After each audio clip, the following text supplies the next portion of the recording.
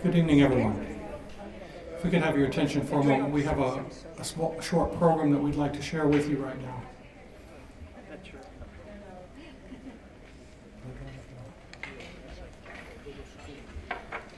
Thank you.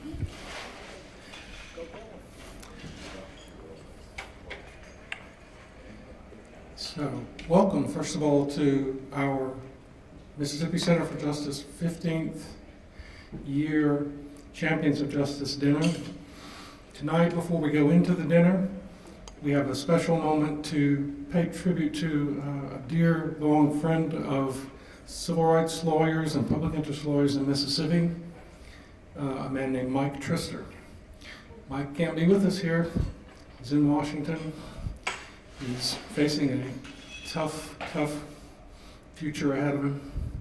But we have a couple of his good friends who want to share some thoughts and best wishes with him. And I'll first call up Kent Spriggs. Thank you.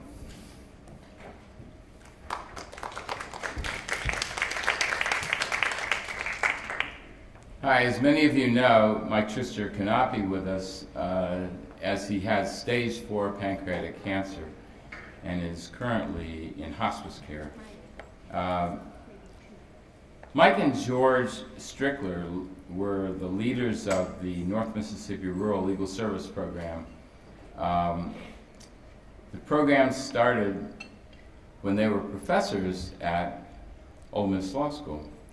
George left the program and I became the deputy director from 1968 to 1970.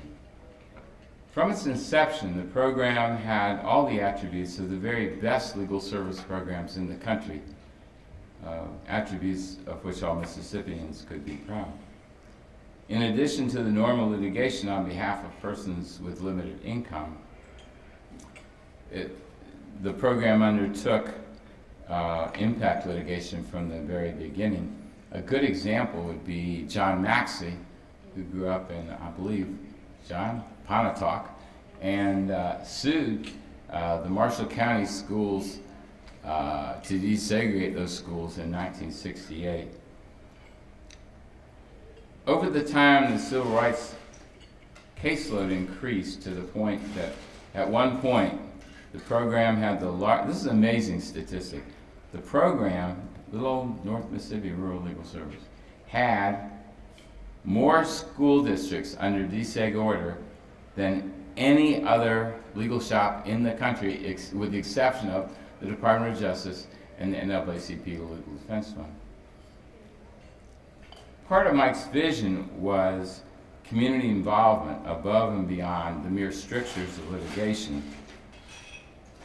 There was a community involvement component to the Title I funds. Those were Title I funds had to do with economic opportunity for those who were poorest. Historically, they had been honored in the breach. It was a dead letter. But Mike made it real and created a great deal of community involvement supporting Title I funds.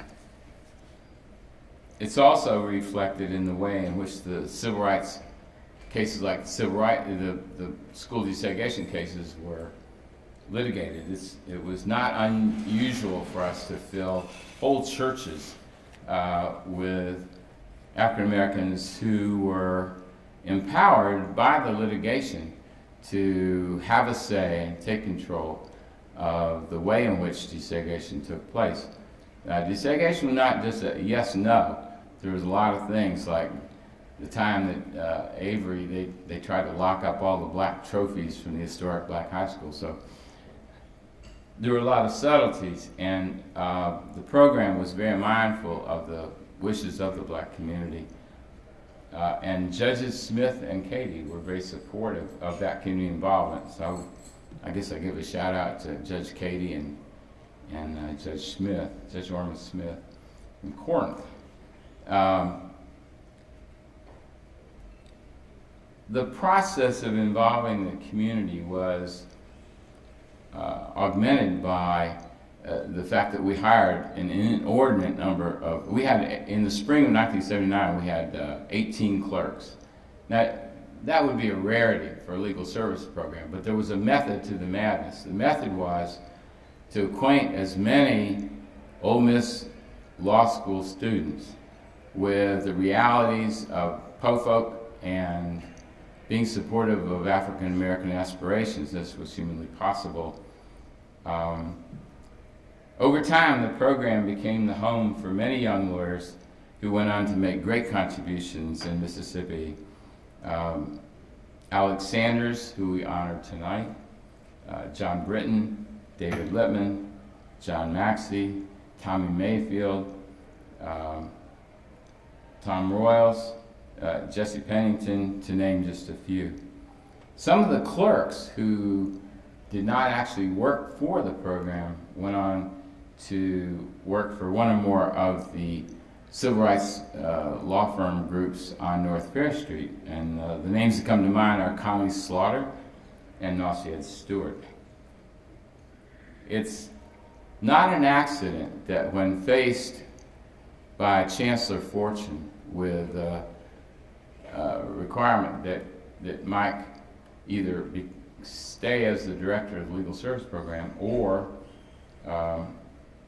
stay on the faculty, he chose, not knowing what the ultimate result would be, he chose to stay with the program. Of course, as many of you know, Mike and George sued in federal court, lost in the district court, but won in the Court of Appeals. So Mike, here's to you, buddy. I was counseled by David Lippman, who's wise in many ways, to talk about a little bit of a linkage of Mike Trister to the Mississippi Center for Justice, because there are, even though 50 years have intervened, there are substantial relationships.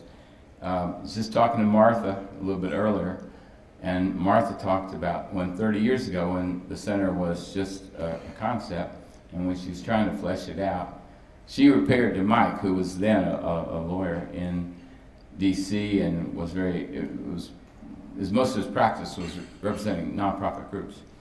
And Martha said many kind words about all the help that Mike gave her. The other linkage that you might not know is that has to do with Josh Morris. Josh Morris was a legendary lawyer before he ascended to be the dean at the Ole Miss Law School. He turned more than a few heads by hiring not one, not two, not five, not six, but 7 Yale Law School graduates to be on his faculty. I'm sure he displeased very many people. The legal service program was started, nested in the law school, but over time it became clear, thanks to Chancellor Fortune, who was the named defendant who lost the suit that Mike and George brought, that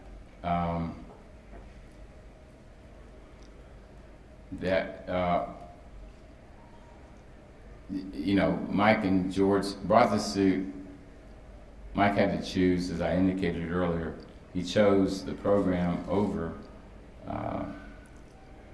the suit, but Mike was always very appreciative that Josh Morris, who is, almost all of you probably know, is the uncle of the current director of the Mississippi Center,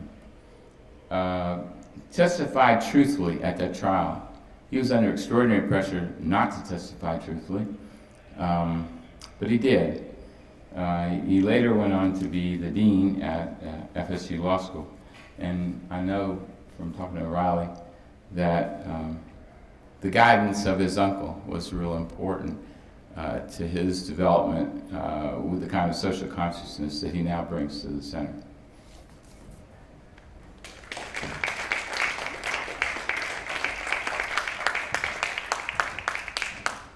Thank you, Kent. I remember reading somewhere that Josh was the friendliest adverse witness you could have asked for in that case. Now, let's hear a few words from Marcia Greenberger, please.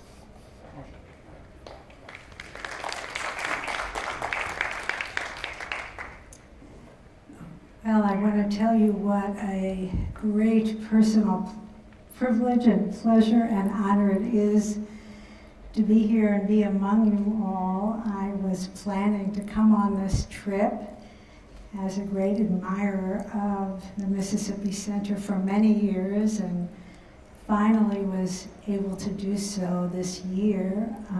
I had been founded and been the co-president of the National Women's Law Center for over 40 years. And we did, well, you don't have to applaud for that, but what's relevant, as you will see, there's several relevant factors about that. But one was we always had our annual fundraising dinner right around now. So I wasn't able to go off and say, well, goodbye, there's this fabulous trip I've been dying to take, and you all can, you all have fun with the pressures of it. So I'm very thrilled to be here and able to be here, having stepped down from that position a little over a year ago. So you can imagine how thrilled I especially was to learn that not only was I able to be here, but it was on an occasion when you all were recognizing Mike Trister.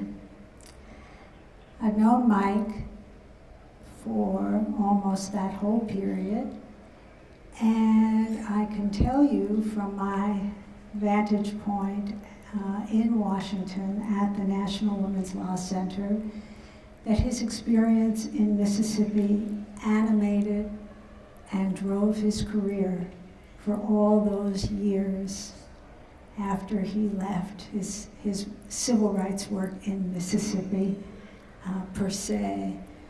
But the contacts, the friendships, the lessons, the principles he carried forward. And he established an extraordinary career which Kent alluded to, representing nonprofit organizations, unions, advocacy organizations, based in Washington, but all over the country. And he brought his amazing personal qualities and skills to that job. His brilliance, his strategic sense, his commitment, his understanding to his core of what it meant to be a nonprofit advocate and what it meant to have a mission, and what that translated into was his mastery of the kind of seeming dry areas of the law, corporate law, tax law, the kinds of things that you think of a green eye shade for somebody to would be wearing when they were doing. And he brought all of those qualities, along with his gentle humor and good soul, to making sure that our organizations were able to do our work on the right side of the law. But at the same time, and this is what made him so special and so unique for so many organizations like the Mississippi Center and the National Women's Law Center as a client, that he would use his smarts and his strategic sense to figure out how to get to yes, how to enable us to be effective advocates on the right side of the law. And it's so easy for a lawyer to say no, because then you're always going to be safe. But on the other hand, you don't want somebody who's going to say yes and then you end up in trouble. If Mike said yes, you can do it, and let me figure out, this is how I think you can. You had confidence that you would be okay. And for the likes of people like me, if he said no, you sort of knew, well, you better drop it, because all chances are you'll get yourself and your organization a lot of trouble if you don't listen to Mike's advice. And he has kept some of the most important advocacy efforts on that right side of the law, and those who are working there with the confidence to know the boards, the staff, the leadership of the organizations, that they were doing their important work the right way. Well, I told you a little bit about my own personal career to explain both the pleasure and honor of getting to know Mike as a client, but also to let you know that I was the co-president of the National Women's Law Center, and my co-president was Nancy Duff Campbell, known by many, Duffy Campbell, who was married to Mike and is married to Mike Trister.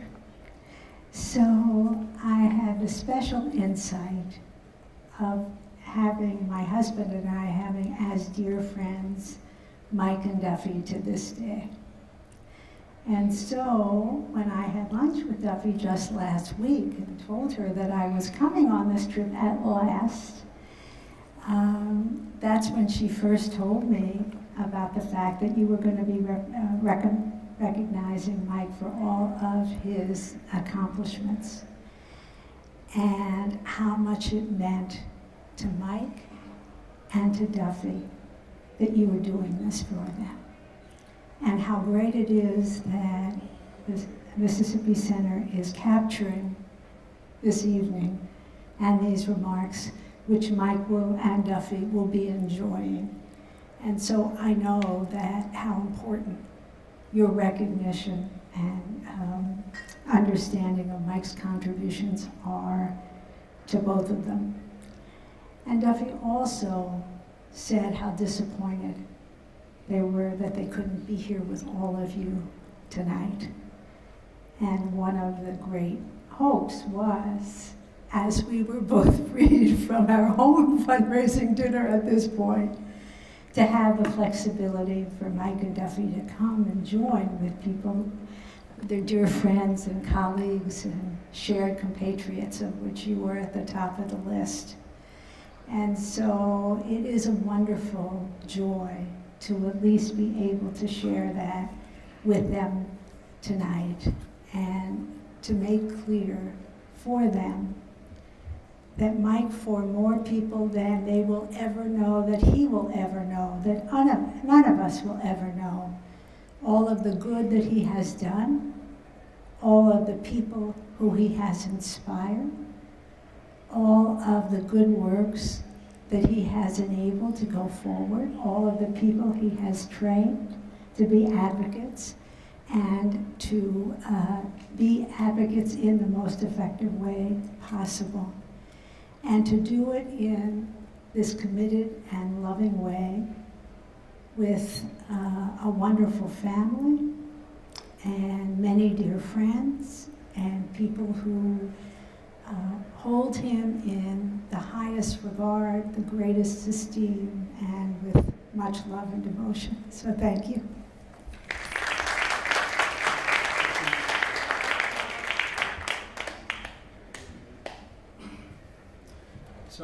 So Mike and Duffy, we send you our deepest appreciation, our thanks, and our love from Mississippi. We hope this message receives you and holds you close to us. You mean so much. Thank you so much.